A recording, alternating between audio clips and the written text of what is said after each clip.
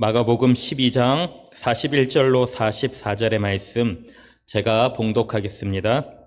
예수께서 헌금함을 대하여 앉으사 무리가 어떻게 헌금함에 돈 넣는가를 보실세.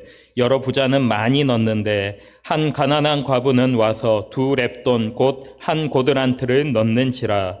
예수께서 제자들을 불러다가 이르시되 내가 진실로 너희에게 이르노니 이 가난한 과부는 헌금함에 넣는 모든 사람보다 많이 넣었도다. 그들은 다 그 풍족한 중에서 넣었거니와 이 과부는 그 가난한 중에서 자기의 모든 소유 곧 생활비 전부를 넣었느니라 하시니라. 아멘. 오늘은 굉장히 어려운 말씀을 전하려고 합니다. 한국교회에 거의 금기라고 부를 만한 설교 주제가 2가지 있습니다. 첫 번째는 정치이고 두 번째는 헌금입니다. 특별히 헌금은 인터넷에 보면은 가끔 이런 글이 올라옵니다. 오늘 우리 교회 목사님이 헌금 설교했다. 다음 주에는 다른 교회로 옮겨야 되겠다. 혹시 그런 분들 없으시겠죠? 오늘은 헌금 그 중에서 11조를 중심으로 함께 말씀을 좀 나누어 보려고 합니다. 헌금 설교가 어려운 이유를 2가지 정도로 생각해 보았습니다. 첫 번째로 설교자의 욕심이 들어갈 수 있기 때문에 어려운 것 같습니다. 설교자의 욕심. 과거에는 특별히 과거에 개척교회가 많을 때는 개척교회에 일꾼이 없다 보니까 담임 목사님이 설교도 하고 차량 운행도 하고 또 재정도 맡아서 하고 그러다 보니까 재정이 투명하지 못했던 일부 교회들이 있었습니다.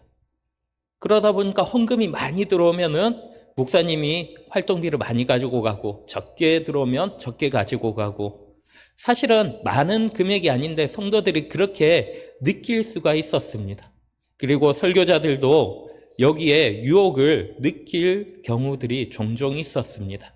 그런데 다행히도 우리 교회 시스템상 제가 오늘 설교를 정말 은혜롭게 해서 우리 성도님들이 감동이 돼서 헌금 시간에 100만 원, 1000만 원 하신다 해도 저한테 들어오는 금액은 없습니다. 저는 정해진 사례만을 받을 뿐입니다. 그렇기 때문에 저는 담대하게 이 말씀을 전할 수 있습니다. 두 번째로 헌금 설교가 어려운 이유는 성도님들에게 큰 부담이 될 수 있기 때문입니다. 왜냐하면 많은 분들이 과거에 헌금은 많이 하면 많이 할수록 복을 더 많이 받는다 이렇게 가르쳤습니다. 틀린 말은 아닙니다. 하지만 성경은 무조건 많이 하라가 아니라 헌금을 분명한 목적을 알고 분명하게 해야 된다고 성경에서는 말씀하고 있습니다. 많이 할수록 좋겠지만 우리의 상황을 아시는 하나님께서는 그저 많이 하는 것보다 우리가 헌금을 하는 이유와 목적을 알고 분명하게 하나님께서 정하신 기준 안에서 헌금하시는 것을 더욱 기뻐하십니다. 오늘 이 말씀을 통해서 우리의 온전한 헌금 생활을 통해 하나님께 우리의 전부를 드리며 하나님께 영광 돌리며 나아가는 복된 성도님들 되시길 간절히 소망합니다. 헌금이란 무엇입니까? 헌금을 사전적 의미로 풀이해보면 바칠 헌자에 새 금자를 써서 바치는 돈, 이것이 헌금입니다. 바치는 돈. 그래서 우리는 헌금 시간에 우리의 돈을 바칩니다. 하지만 우리가 돈을 바친다고 해도 사실 헌금이 돈의 문제가 아님을 잘 알고 있습니다. 만약에 헌금이 돈의 문제라면 어떻게 되겠습니까? 헌금이 돈의 문제라면 우리의 신앙생활에 큰 문제가 생깁니다. 헌금이 돈의 문제라면 헌금을 하고 안 하고에 따라 우리의 신앙의 수준이 결정되기 때문입니다. 헌금을 하는 자들은 신앙의 수준이 높고 헌금을 하지 않는 자는 신앙의 수준이 낮은 것처럼 여겨지게 됩니다. 그리고 더 나아가 헌금의 액수에 따라서 신앙의 등급이 결정됩니다. 헌금을 100만 원 하는 사람과 1000만 원 하는 사람의 신앙의 수준이 달라지고 헌금을 10,000원 하는 사람과 1,000원 하는 사람의 신앙의 수준이 달라집니다. 그러나 하나님은 이렇게 말씀하지 않으십니다. 그리고 우리도 이것을 너무나 잘 알고 있습니다. 헌금은 단순한 금액의 문제, 돈의 문제가 아니라 헌신의 문제인 것을 우리는 기억해야 합니다. 오늘 본문을 보면 예수님께서 성전의 헌금함 앞에 앉아 계시는 모습이 기록되어 있습니다. 예수님의 헌금함 앞에 앉아 계십니다. 오늘 우리로 치면은 헌금 시간에 예수님께서 누가 헌금을 어떻게 하는지 바라보고 계시는 것입니다. 아마 들어오시면서 뒤에 헌금함에 헌금을 하셨을 것입니다. 그때 예수님께서 그 헌금함에 손을 계속 바라보고 계시다고 생각해 보면 어떻습니까? 손이 떨려서 감히 헌금할 수 있겠습니까? 이 하는 손이 너무나 부끄러워서 감히 헌금을 할 수가 없을 것입니다. 그런데 지금 예수님께서 이렇게 보고 계십니다. 근데 다행인 것인지 예수님 당시의 사람들은 예수님이 누구인지 잘 알지 못하였습니다. 예수님이 헌금의 주인이라는 사실을 전혀 알지 못하였습니다. 그래서 전혀 부담스럽지 않게 헌금을 하였던 것 같습니다. 41절을 보면 많은 부자들이 와서 헌금을 많이 합니다. 많은 부자들이 와서 헌금을 합니다. 그리고 42절을 보면 한 가난한 과부가 와서 2렙돈 한 고드란트를 넣습니다. 지금 예수님께서 보시니까 좋은 옷을 입은 높은 고위직의 사람들이 많은 헌금을 하고 있습니다. 오늘날에는 지폐로 이제 헌금을 하다 보니까 지폐로서는 사실 금액이 잘 가늠되지 않습니다. 그러나 예수님 당시에는 화폐가 동전이었습니다. 즉 동전이 많이 하면은 더 많은 헌금함에 떨어지는 동전 소리가 더 크고 더 길게 나는 것입니다. 그래서 어떤 사람은 촤라라락 하면서 헌금을 하고 하는데 이 한 과부가 와서 헌금할 때는 그냥 땡그랑 땡그랑 동전 두입 소리가 나는 것입니다. 누가 봐도 헌금의 액수 차이가 나는 것입니다. 이때 이 과부가 했는 헌금의 액수를 한번 오늘날로 환산해 보았습니다. 당시에 노동자의 하루 품삯이 한 데나리온이었습니다. 그리고 한 렙돈이라는 것은 헬라에서 통용되는, 당시에 통용되는 가장 작은 동전이었습니다. 가장 작은 단위의 동전. 한 데나리온의 128분의 1이라고 합니다. 즉 오늘날로 치면 하루에 만약에 10만 원을 번다 그러면 128분의 1이니까 약 반올림하면 782원 정도 됩니다. 782원 2렙돈이라고 되어 있으니까 곱하기를 하면 1564원 정도, 뒷자리 떼내면 한 1500원 정도를 헌금하는 것입니다. 오늘날 1500원을 헌금하는 것 아무 문제가 없습니다. 근데 오늘날 단위로 환산하면 이렇지만 오늘 우리에게 있어서 가장 작은 화폐 단위가 얼마입니까? 요즘 좀 보기 힘들지만 10원입니다. 10원. 지금 20원을 헌금에 했다고 생각하면은 우리가 조금 더 와닿을 것입니다. 다른 사람들은 몇만 원 혹은 몇십만 원, 몇백만 원 헌금을 하고 있는데 이 과부가 와서 그냥 20원 헌금한 것입니다. 만약 헌금이 돈의 문제라면 어떻습니까? 누가 칭찬받아야겠습니까? 헌금을 많이 가지고 온 사람, 더 길게 헌금 소리가 나고 더 오랫동안 헌금 떨어지는 소리가 나는 그 사람이 칭찬받아야 하지 않겠습니까? 그런데 예수님은 누구를 칭찬하십니까? 43절을 보면 예수께서 제자들을 불러다가 이르시되 내가 진실로 너희에게 이르노니 이 가난한 과부는 헌금함에 넣는 모든 사람보다 많이 넣었도다. 이렇게 말씀합니다.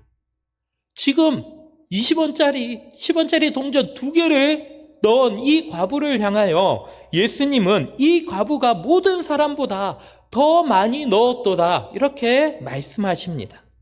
그러면서 44절에서 무엇이라 말씀하십니까? 그들은 다 그 풍족한 중에서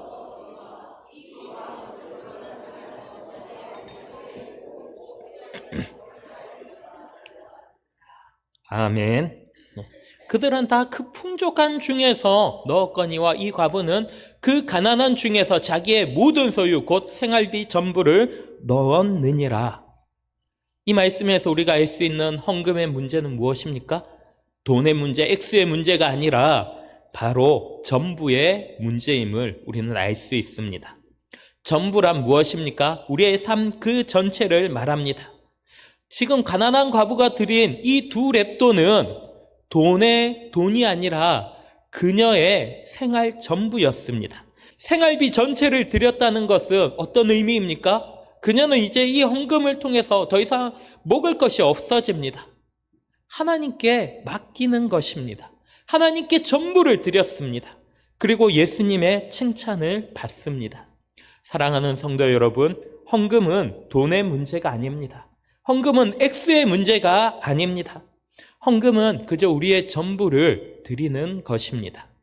그렇기 때문에 헌금은 많이 하는 것이 중요한 것이 아니라 어떠한 마음으로 하느냐가 중요한 것입니다. 오래전에 이제 군대에서 전역한 후에 공장에서 아르바이트를 할 기회가 있었습니다. 그 당시에 많은 돈을 월급을 받았습니다. 근데 월급날이 되면 같이 일하는 이제 형들이 있었는데 이 형들은 늘 하는 것이 월급날이 되면은 모여서 한잔 하러 가는 것입니다. 월급날 기분 좋다고. 근데 저보고 가자고 해도 저는 한 번도 가지 않았습니다. 갈 수가 없지 않습니까? 거기다가 그 사람들이 쓰는 돈을 보면은 하룻밤에 3명에서 4명에서 1,200만 원을 그냥 쉽게 쓰는 것입니다. 한잔하러 간다는데 저는 감히 손이 떨려서 그렇게 못하겠는데 그렇게 가는 것입니다. 그러면서 그 중에 한 사람이 제가 함께 하지 않는 것에 조금 마음이 상하였던지 어느 날 저한테 와서 이렇게 물어봤습니다. 자네는 11조를 할 때 얼마를 하느냐 이렇게 묻습니다. 어떤 의미냐면은 세전 금액으로 하느냐 세후 금액으로 하느냐를 묻는 것입니다. 월급 명세서에 보면은 기업들은 대부분 원천 징수라는 것을 하지 않습니까? 원천 징수를 하기 전에 금액으로 헌금을 하느냐, 원천 징수한 후의 금액으로 헌금을 하느냐, 이것을 묻는 것입니다. 그 순간 고민이 되었습니다. 나는 무엇을 하고 있지? 근데 조금 생각해 보니까 고민할 필요가 없습니다. 이 사람이 저한테 이 질문을 한 것은 저의 신앙이 바르지 않다는 꼬투리를 잡고 싶어서입니다. 그러면서 제가 세금 떼기 전에 세전 금액으로 11조를 한다 하면은 그것을 꼬투리 삼아서 율법주의자다 이렇게 말을 하고 싶었던 것이고, 제가 세후 금액으로 한다면은 온전한 11조 생활도 못하는 게 왜 우리와 같이 놀지 않느냐, 이것을 따지고 싶어서 이렇게 물어본 것이었습니다. 이때 저의 마음속에 든 생각이 이것이었습니다. 하나님은 과연 세전 금액을 원하실까, 세후 금액을 원하실까? 하나님은 무엇을 원하시겠습니까? 하나님 마음을 원하십니다. 감사합니다. 하나님은 계산기를 들고 와서 우리가 헌금하는 것을 지켜봤다가 계산기 두드리면서 이것이 맞다 틀리다를 따지지 않으십니다. 우리가 이번 달에 하나님께 입금 금액이 얼마인데 얼마가 빈다, 이것을 따지지 않으십니다. 사무엘상 16장 7절에 놀라운 말씀이 기록되어 있습니다. 사람은 외모를 보거니와 나 여호와는 중심을 보느니라. 하나님 우리의 중심을 보십니다. 하나님은 헌금의 액수를 보시는 것이 아니라 그 헌금에 담겨진 우리의 마음, 우리의 전부를 보시는 것입니다. 그래서 고린도후서 9장 7절에서는 헌금에 대해서 이렇게 말씀하십니다. 각각 그 마음에 정한 대로 할 것이요 인색함으로나 억지로 하지 말지니 하나님은 즐겨내는 자를 사랑하시느니라. 우리는 우리의 마음을 담아서, 우리의 전부를 담아서 기쁨으로 헌금을 하면 되는 것입니다. 그런데 여기에 한 가지 의문이 생깁니다. 우리가 헌금을 기쁨으로 드린다면, 헌금의 액수가 중요하지 않다면 11조는 어떻게 되겠습니까? 11조는 조금 뭔가 충돌이 있지 않습니까? 문제가 되지 않습니까? 우리의 중심을 보시는 하나님, 즐겨내시는 하나님이신데 왜 꼭 11조를 내야 하겠습니까? 10분의 1이 아니라 100분의 1만 내도 내가 기쁨으로 낸다면 문제가 되지 않는 건 아니겠습니까? 아니면 내가 헌금을 하지 않아도 그저 기쁨으로 예배에 나온다면 충분하지 않습니까? 맞습니다. 우리가 기쁨으로 나온다면은 하나님 그것으로 충분해 하십니다. 근데 이것을 많은 사람들이 기독교를 공격하는 공격수단으로 삼습니다. 많은 사람들이 11조를 할 필요가 없다라고 주장을 하는 것입니다. 11조는 구약의 율법이기 때문에 신약시대를 사는 우리는 더 이상 지킬 필요가 없다라고 이야기를 하기도 하고, 또 어떤 사람들은 기쁨으로 하면 되는데 헌금은 자율적으로 하는 것인데 11조를 왜 하느냐? 11조는 도리어 율법주의자들이 하는 것이기 때문에 해서는 안 된다라고 이야기하기도 합니다. 그리고 안타깝게도 많은 성도들이 여기에 휩쓸리는 것을 보게 됩니다. 최근에 유튜브가 발달을 하면서 유튜브에 헌금에 대해서 강의하시는 분들이 많이 있습니다. 유명한 목사님들, 장로님들 혹은 신학자들이 각각 자기들이 아는 헌금에 대한 이야기들을 많이 합니다. 그래서 저도 생각보다 많은 이 강의들을 들어보았습니다. 근데 이 강의들을 들어보면은 논리적으로 맞습니다. 그 중에는 11조를 해야 되는 논리도 있고 11조를 하지 않아야 된다는 논리도 있습니다. 각각의 논리들이 다 틀린 이야기는 아니었습니다. 근데 그 유튜브들을 쭉 보면서 한 가지 드는 생각이 있었습니다. 그 모든 강의들에 한 가지 공통점이 있다면 거기에 하나님이 없다는 것입니다. 헌금 강의를 하는데 논리적인 설명은 하지만 거기에 하나님이 없었습니다. 주인 대신 하나님이 없이 하나님께 드림이 아니라 그저 인간적인 계산으로 헌금 이야기를 하는 강의들이 너무나 많이 있었습니다. 사랑하는 성도 여러분, 11조는 무조건 10분의 1이라는 법칙이 아닙니다. 아까 말씀드린 것처럼 하나님은 계산기를 꺼내놓고 우리의 헌금을 계산하시는 분이 아니십니다. 그렇다면 왜 우리는 11조를 해야 하겠습니까? 왜 11조 생활을 강조하겠습니까? 11조는 사실은 최소한입니다. 10분의 1이라는 것은 최소한입니다. 10분의 1은 우리의 소득의 아주 적은 부분을 말합니다. 그러면 왜 하필이면 1이겠습니까? 10분의 4도 적고 3도 적고 2도 적고 1도 적은데 하나님은 왜 1을 말씀하시겠습니까? 1이라는 것은 첫 시작이기 때문입니다. 11조는 단순히 10분의 1이 아니라 우리의 전부 중 첫 시작을 의미합니다. 하나님은 모세오경에서 계속적으로 11조 말씀을 하시면서 동시에 하시는 말씀이 있습니다. 처음 난 것, 처음 거둔 곡식, 처음의 것을 드리라고 말씀하십니다. 즉 1이라는 의미는 꼭 10분의 1이 아니라 처음 것을 드리라는 것입니다. 하나님은 처음 것은 내 것이라 말씀하십니다. 하나님께서 주신 것에 그 시작의 첫 부분을 드릴 때 하나님은 전부를 받아주시겠다라고 인정해 주신다는 것입니다. 역대상 29장 14절에서는 나와 내 백성이 무엇이기에 이처럼 즐거운 마음으로 드릴 힘이 있었나이까? 이 모든 것이 주께로 말미암아 싸우니 우리가 주의 손에서 받은 것으로 주께 드렸을 뿐이니이다. 다윗의 고백입니다. 다윗은 우리가 주의 손에서 받은 것으로 주께 드렸을 뿐이니이다. 하나님께서 주신 것을 하나님께 돌려드리는 것입니다. 11조는 본래 하나님의 것을 다시 하나님께 돌려드리는 것입니다. 이것이 11조입니다. 그런데 하나님은 우리의 전부가 아니라 우리의 일, 시작의 것, 이 처음의 것, 일을 하나님께 드릴 때 이것을 전부로 인정해 주신다는 것입니다. 우리는 아주 작은 10분의 1만 드리지만 하나님은 이 10분의 1을 통하여 우리의 삶 전부를 받아주시겠다라고 약속해 주십니다. 그래서 말라기 3장 10절의 말씀이 우리에게 은혜가 되는 것입니다. 우리 함께 말라기 3장 10절의 말씀을 함께 읽도록 하겠습니다. 만군의 여호와가 이르노라.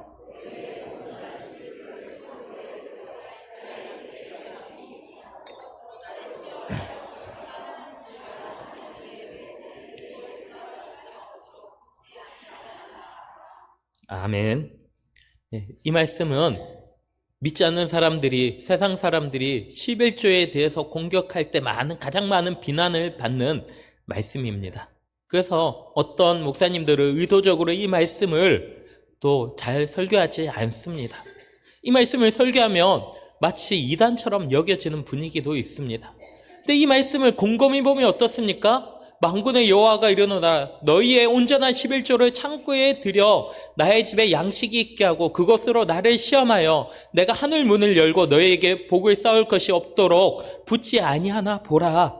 하나님께서 우리에게 요구하시는 것은 분명 돈이 아니라고 했습니다. 하나님은 우리에게 전부를 원하시지만 그 전부를 우리의 처음의 것을 드릴 때 우리의 전부로 받아주신다 하셨습니다. 즉 우리의 가장 작은 부분에 처음의 것을 하나님께 올려드릴 때 하나님께서 우리에게 더 큰 복을 부어주신다는 것입니다. 다시 말해 하나님께서 우리에게 바라시는 것은 돈이 아니라 바로 우리의 전부입니다. 하나님께는 돈이 필요하지 않습니다. 헌금의 문제는 돈의 문제가 아닙니다. 헌금은 우리의 삶을 드리는 문제입니다. 헌금은 우리의 삶 가운데서 우리의 신앙생활 가운데서 가장 실천적인 행위라고 할 수 있습니다. 우리의 믿음을 단적으로 보여주는 기준이 됩니다. 여기에서 오해하시면 안 됩니다. 우리의 믿음을 보여주는 기준이라는 것은 나에 대해서지 다른 사람에 대해서가 아닙니다. 다른 사람의 헌금 생활을 보면서 저 사람은 왜 저거밖에 헌금을 안 할까? 이렇게 생각을 한다면 그 순간 우리는 범죄하는 것입니다. 우리는 월권 행위를 하는 것입니다. 우리는 율법주의자가 되는 것입니다. 우리가 하나님께 보여드리는 믿음의 기준이라는 것은 나 자신에 한해서입니다. 내가 헌금을 할 때 내가 기쁨으로 하는지 인색함으로 하는지 자기 자신은 너무나 잘 알고 있는 것입니다. 다른 사람을 보는 것이 아니라 이 헌금을 통해서 나의 신앙을 돌이켜 보는 것입니다. 즉 하나님의 것을 하나님께 기쁨으로 돌려드리며 이 10분의 1을 나의 전부를 드리듯이 드리는 것, 이것이 바로 우리의 온전한 신앙생활이 되는 것입니다. 사랑하는 성도 여러분, 우리의 헌금 생활을 돌이켜보면 어떻습니까? 우리는 온전한 신앙생활을 하기 위해서 먼저 우리는 온전한 헌금 생활을 해야 합니다. 다른 사람을 보는 것이 아니라 나 자신을 바라보아야 합니다. 우리 자신의 각자의 헌금 생활을 돌이켜보아야 합니다. 하나님께 드림이 없이는 우리는 하나님으로부터 어떠한 유업도 받을 수 없습니다. 헌금은 돈의 문제가 아닙니다. 액수의 문제도 아닙니다. 더 많이 했느냐, 더 적게 했느냐, 남들보다 비교해서 내가 더 많다, 더 적다를 비교할 문제가 아닙니다. 그저 하나님께서 처음 주신 것, 기쁨으로 하나님 앞에 드릴 수 있느냐 없느냐의 문제입니다. 가장 적은 1을 하나님 앞에 올려드릴 때 하나님께서 나머지 10을 우리에게 갑절로 부어주시며 우리의 삶을 책임져 주시는 것입니다. 그렇다면 우리는 어떻게 하면 온전한 헌금 생활을 할 수 있겠습니까? 3가지로 생각해 볼 수 있습니다. 첫째로 월급이나 수익이 들어오면 가장 먼저 11조를 떼어 놓아야 합니다. 11조는 처음의 것을 드리는 것입니다. 처음의 것을 드린다는 것은 사실 굉장한 결단이 필요합니다. 우리의 전부를 드리는 결단이 필요한 것입니다.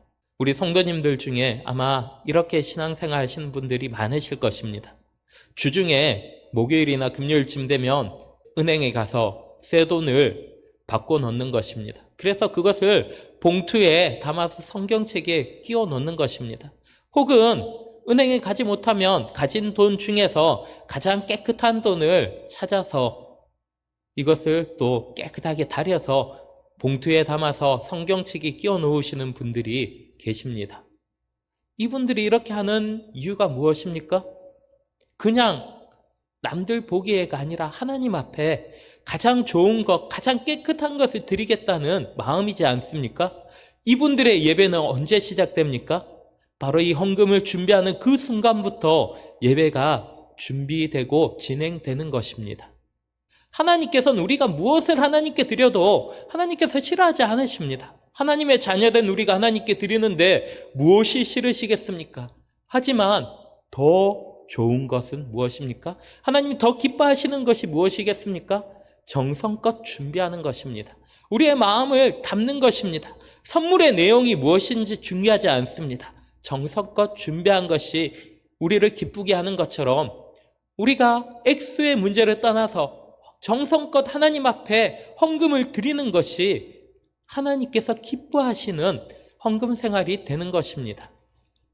물론 처음의 것을 떼어놓는다는 것은 많은 결단이 필요합니다. 왜 그렇습니까? 월급이 들어오면은 이미 은행에서 알아서 다 빼나갑니다. 카드값 나가고 공과금 나가고 남는 것이 없습니다. 그러다 보니까 이제 헌금을 11조를 미리 떼놓으려고 하면은 어떤 분들은 고민이 됩니다. 하나님, 이거 먼저 떼놓으면은 카드값이 연체가 됩니다. 공과금을 못 나갈 것 같습니다. 하나님 어떻게 합니까? 염려가 되기도 합니다. 그러나 그럼에도 불구하고 우리가 먼저 결단할 때 하나님께서 채워주십니다. 이것이 말라기 3장 10절의 말씀입니다. 하나님께 먼저 드림받을 때 하나님께서 분명히 채워주시리라고 약속해 주십니다. 이것을 믿음으로 결단하는 것이 믿음이 되는 것입니다. 사랑하는 성도 여러분, 헌금은 특별히 11조는 미리 떼어놓는 것입니다. 믿음의 결단이 필요하지만 우리의 결단을 하나님께서 더욱 기뻐하시고 우리에게 더욱 큰 복을 부어주십니다. 이 믿음의 결단을 하는 우리 성도님들 되시길 소망합니다. 두 번째로 11조는 반드시 본 교회에 하셔야 합니다. 여기에 조금 걸리는 분들이 계실 수도 있을지 모르겠습니다. 교회는 여러 항목의 헌금들이 있습니다.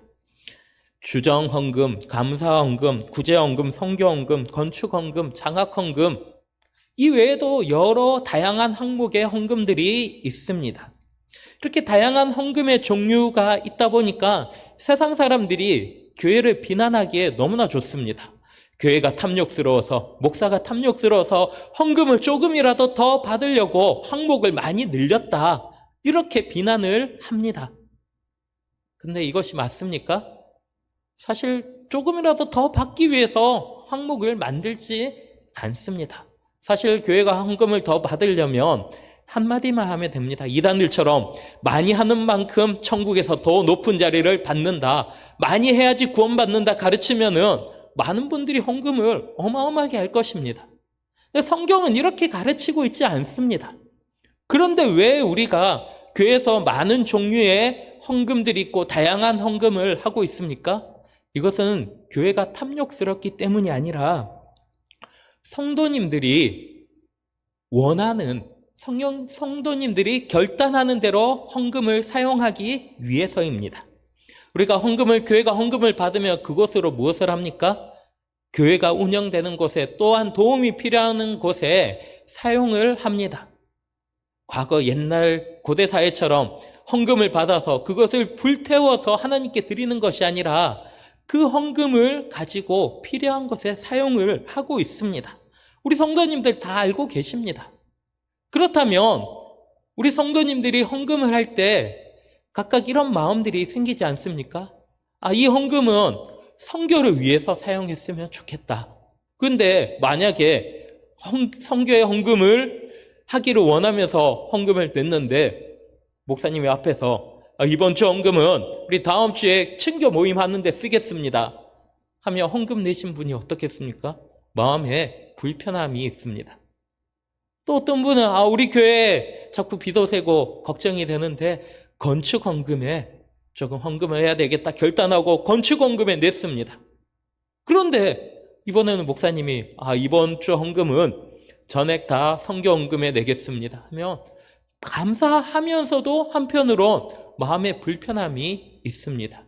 그 헌금에 여러 다양한 종류들이 있어서 각각의 목적에 맞게 헌금을 내면 어떻습니까? 우리가 선교 헌금을 내면 그 선교 헌금은 선교를 위해서 사용됩니다. 구제 헌금을 냈으면 구제를 위해서 사용이 됩니다. 그렇기 때문에 다양한 헌금들이 있고 우리는 이 다양한 헌금들을 각자가 정한 대로 하나님께서 주시는 마음대로 기쁨으로 정하여서 헌금을 하고 있습니다. 그렇기 때문에 교회 안에 다양한 헌금의 종류가 있는 것입니다. 하지만 11조는 이러한 헌금들과는 조금 다릅니다. 왜냐하면 하나님의 것을 하나님께 돌려드리는 헌금이기 때문입니다. 11조는 나의 생각이나 나의 결단이 아니라 온전히 하나님의 뜻대로 드리는 것입니다. 그래서 하나님은 10분의 1이라는 법칙을 정해 놓으셨습니다. 내 마음대로 드릴 수 있는 것이 아니라 오직 하나님의 뜻대로 드리는 것입니다. 그렇기 때문에 내가 다른 교회, 개척교회의 보조를 위해서 혹은 다른 나라의 선교를 위해서 11조를 사용할 수 없습니다. 이것은 하나님 앞에 월권 행위가 되는 것입니다. 11조는 그래서 본 교회, 우리가 섬기는 교회, 우리가 매주 예배드리는 그 교회에 온전한 11조로 하나님 앞에 드려야 됩니다. 이것이 하나님께서 원하시는 온전한 헌금 생활입니다. 세 번째로 온전한 11조를 통해 우리는 하나님의 놀라운 복이 임하기를 기도해야 합니다. 헌금은 내가 드리는 것으로 끝나는 것이 아니라 헌금의 결과는 무엇입니까? 하나님의 은혜와 복으로 헌금이 끝납니다. 하나님은 그저 받기만 하시는 분이 아니십니다. 하나님은 우리가 우리의 전부를 드릴 때 그 전부를 채워주시고 갑절로 채워주시는 분이십니다. 그래서 우리는 헌금을 드릴 때마다 더 많은 복 받기를 기도해야 합니다. 헌금 설교를 가장 잘한다고 알려진 김동호 목사님께서 설교 때마다 이러한 고백을 하시는 것을 들었습니다. 본인은 11조에서 그치는 헌금 생활이 아니라 점점 늘어서 10의 2조, 10의 3조, 더 나아가 10의 9조를 하는 삶을 살기를 원한다고 결단하는 것을 들었습니다. 10의 9조를 하나님께 드리는 생활 어떻습니까? 그냥 얼핏 들으면 참 부담스럽습니다. 하나님, 그럼 저는 무엇을 먹고 삽니까? 10의 9를 하나님께 드리면 저는 무엇을 먹고 살겠습니까? 그런데 우리가 다시 생각해 보면 어떻습니까? 10의 9를 하나님께 드리고 난 후에도 우리가 10의 1로만 생활이 가능한 생활이라면 그것이야말로 진짜 은혜의 생활이지 않겠습니까? 하나님께서 그만큼 풍성하게 주신다는 것입니다. 하나님께 더 많이 드릴수록 하나님께서 우리에게 더 많은 복으로 채워주신다는 것입니다. 하나님께 복을 받으면, 하나님의 은혜를 받으면 우리는 10분의 1만으로도 충분한 삶을 살게 되는 것입니다. 우리의 전부를 정말 기쁨으로 드릴 수 있는 삶이 되는 것입니다. 그래서 우리는 헌금을 드릴 때 그냥 드리는 것으로 끝내는 것이 아니라 헌금을 하면서 하나님 저에게 더 많은 은혜와 복을 주실 줄 믿습니다라는 믿음으로 이 복을 기대함으로 하나님 앞에 드린 바 되어야 하는 것입니다. 사랑하는 성도 여러분, 온전한 헌금 생활은 우리의 신앙의 가장 실천적인 행위입니다. 하나님께서 주신 삶의 처음 곧 이를 하나님께 드림으로 우리는 하나님께 우리의 전부를 드리는 것입니다. 그리고 하나님께 전부를 드릴 때 하나님께서 채워주시는 크고 놀라운 은혜와 복을 누리게 됩니다. 이 말씀을 기억하여 날마다 하나님의 것을 하나님께 돌려드림으로 온전한 신앙생활로 하나님을 기쁘시게 하는 우리 모든 성도님들 되시길 간절히 소망합니다.